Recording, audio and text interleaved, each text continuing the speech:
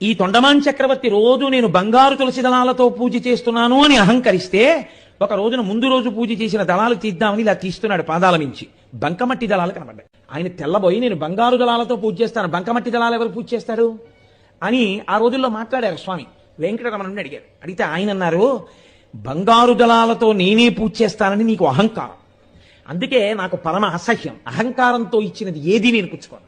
అసలు నాకు బంకమట్టి తులసి దళాలతో పూజ చేసినా నా యందు భక్తి కలిగిన వాడు ఒకడున్నాడు, ఆయన తులసి దళాలే నేను పుచ్చుకుంటాను అంటే ఎవరాయనని అడిగాడు.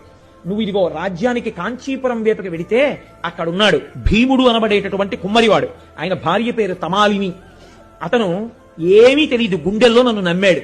ప్రతిరోజు చక్రం తిప్పి కుండలు చేయడం మొదలు పెట్టే ముందు ఆయన ఓ కుండ పెంకు ఒకటి పట్టుకొస్తాడు, నన్ను ఒకసారి తలుచుకుంటాడు, నమస్కారం చేస్తాడు, మధ్యాహ్నం వరకు కుండలు చేస్తాడు. ఓ కొత్త కుండ ఒకటి పగలగొట్టి ఓ కుండ పెంకు